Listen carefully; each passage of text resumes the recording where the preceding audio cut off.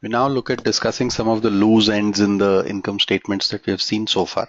We've already looked at the major components of revenue and expense recognition and what the major headers are that are available. We are now going to go back and turn our attention to those two or three line items that we had left earlier or we had not introduced earlier, but we will look at them now in terms of understanding what specific details those provide to us.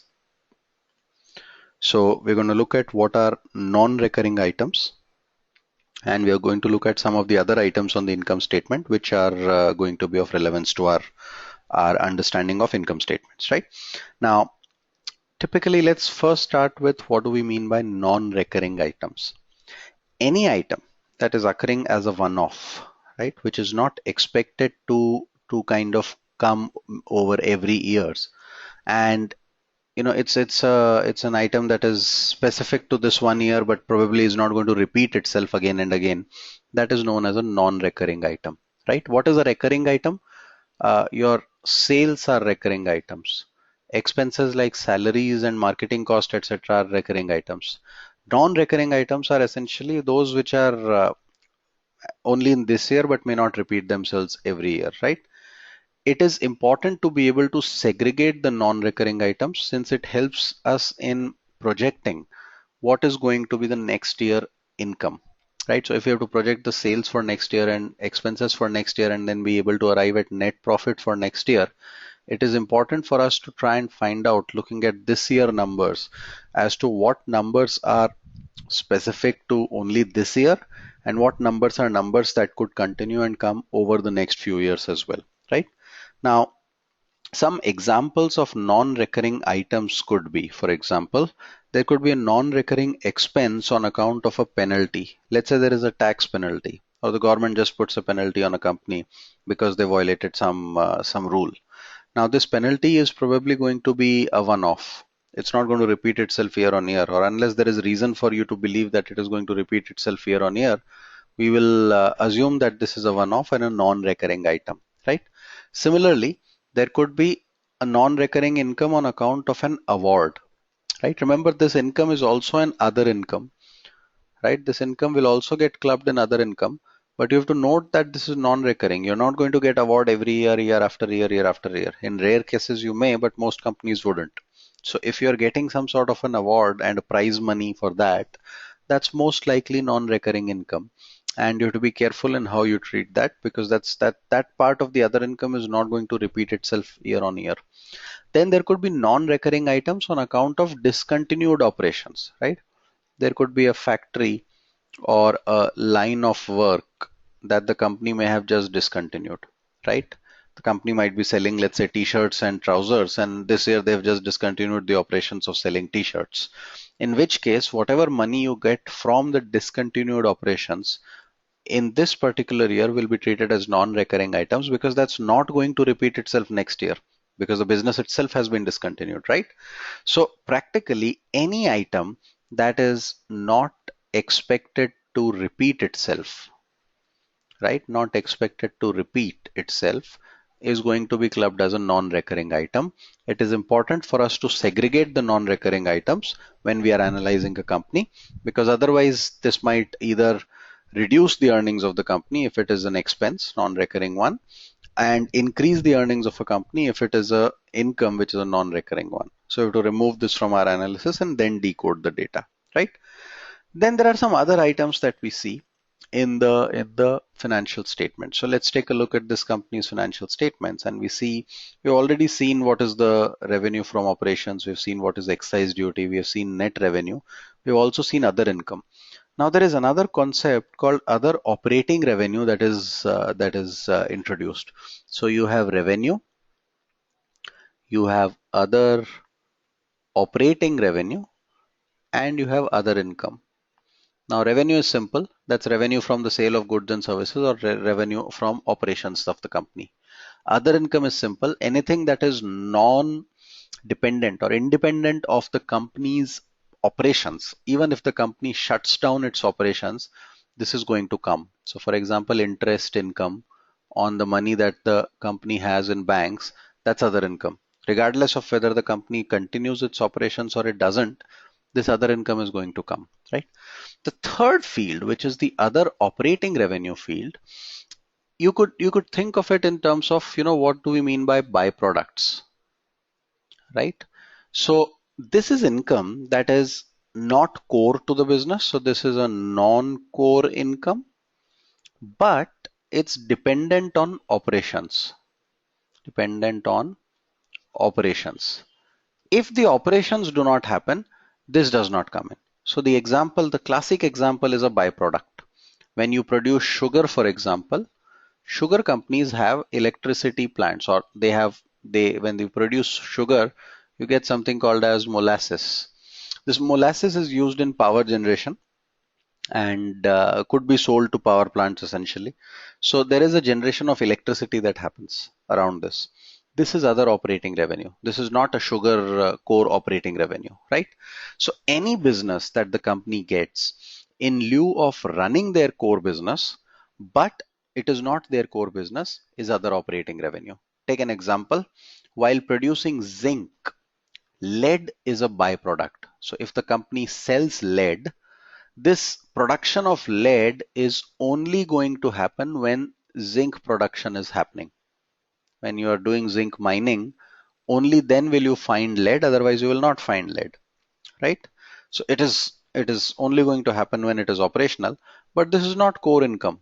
It will not come if the company stops operations, but it is still not core income, and hence any such income is called as other operational income. This is typically going to be because of byproducts or because of any excess production that is happening, right? That's other operational income. Another example would be cement companies have their own power plants. Because power is a big requirement for cement, they put their own power plants.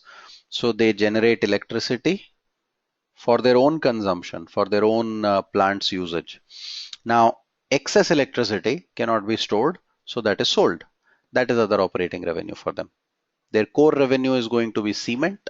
Their other income is going to be any kind of interest income. Other operating revenue is going to be this sale of electricity that happens, right? So that's your other operating revenue component that comes in, right? Then we move on to the next one, which is changes in inventory of finished goods, work in progress, and stock in trade, right? Now this comes here.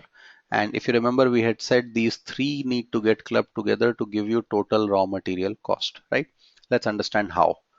Let's say a company produces, buys raw material for 100 water bottles at the price point of 10, right? So what is the total buying? That's 1000. This is the total inventory that the company had purchased, right? Now, assume they sell 90 of these bottles at a price point of 20. So what is the sales for them? That's 1800. What is the cost for them? Now, when you're building this financial statements, and when we look at further units of our discussion, then in one of the units we're going to look at how do these financial statements get constructed. When you're constructing the financial statements, they will be generated from what bills the company has generated, right? Now the bill for the company will say this. So that's a bill or invoice that the company would have gotten when they would have bought the raw materials, right? So the bill says that you have a cost of 1000 because you've paid this money and this is an expense, right? Now we introduce once again that concept of matching principle, right? So you have to match the revenues to respective costs. Now only 1800 have come in because you have sold only 90. So you have to use the cost also for 90. You cannot use the cost for 100. But here the cost is for all these 100 that are there. So what do? You try and find out what is the change in inventory. You try and figure out what is the change in inventory. Now what would be the change in inventory? Inventory at the beginning would be 0. Let's assume it is 0 at the beginning. At the end of the year, that would be 10 bottles raw material worth rupees 10. That's the inventory. So that's 100. So the inventory has increased by 100. So you take a change in inventory and you basically subtract it. right? So you put a minus 100 here. When you put a minus 100 here, you reach the value of 900. That's your cost of goods sold. So you're combining these two, right? A negative number would mean increase in inventory. Increase inventory is going to be a negative number because then you have not sold everything. A positive number would mean a decrease in inventory, right? Let's rework this. Let's try and understand this once again. So what we are saying is that we bought 100 bottles raw material worth rupees 10 for 1000 rupees, right? Now when we sold, the sales were only 90 bottles at 20 rupees selling price, so that's 1800. The cost, however, will appear to be 1000 because the bill said 1000, right? Now you say minus change in inventory, right? So when you say change in inventory, inventory was 0 earlier and now it is 10 into 10 because 10 bottles are left at 10 rupees. You've only sold 90. That's worth 100. So you subtract this 100, combine these two, total COGS or cost of goods sold will be 900. That's the reason this line item appears here. Next year, let's say you again buy the same. So next year, you again buy the same amount, but you are able to sell not only these 100, but also the 10 that was left earlier. So your sales are 110 into 20. That's 2200. The cost still shows 1000 because your bill is still 1000, right? You have to subtract the change in inventory. Now, what is the change in inventory? 100 would become 0. So the change in inventory is minus 100. So you will do a minus of minus 100. You have to subtract the change in inventory. That becomes 1100. And 1100 matches with 2200. 900 matches with 1800. That is how you introduce or take care of the matching principle on costs versus the sales that are happening against those costs, right? So in simple terms, all we need to do is just add these two together and purchase of stock in trade as well. So add these three items together to get total raw material cost for any company, right? Total material cost for any company in the manufacturing space. In the non-manufacturing space, you will not see this line item any which ways, right? For services companies, we don't see these data points. And that's your other item in terms of change in inventory. And so the change in inventory shows if we have used items pertaining to the last period or if we have not used the items we purchased for raw materials for this period. This is to adjust the cost of raw materials according to the matching principle. Just remember this in mind, right? That's your changes to the inventory. One last item that we see is a deferred tax expense benefit, right? Now, when we look at this deferred tax, this typically comes from the perspective of let's take an example. Let's say depreciation rates for a building or a laptop, right? Now, I say that I will take a laptop worth, let's say, 10,000 rupees, and I'm going to use this over 5 years, which means in the first year, the depreciation should be only 2,000, right? The income tax department might say that that's incorrect, right? You need to put in a depreciation of 50% on electronic items. So there is a discrepancy. I am using a lower depreciation. They are using a higher depreciation. If I use a lower depreciation, my profit before tax will be higher and logically the tax I pay will be higher. The income tax department is actually saying you don't need to pay so much tax. Because I have paid more tax today, that will create an asset for me. So it'll even out over the period because next year in this case I will get the tax benefit over 5 years. In this case I'll get the tax benefit over 2 years. After that the benefit goes away, right? So effectively in mathematical terms, it is just whether I'm paying more tax today or whether I'm paying more tax later. Based on that, there is going to be a discrepancy. In general, if we have accounted for higher tax today, we'll have to pay lower tax later. If we have accounted for lower tax today, we'll have to pay higher tax later. Deferred tax is a concept that comes on account of that. right? So that's something that that you have to keep in mind. It's a slightly more evolved concept. We don't need to worry about it too much at this point of time.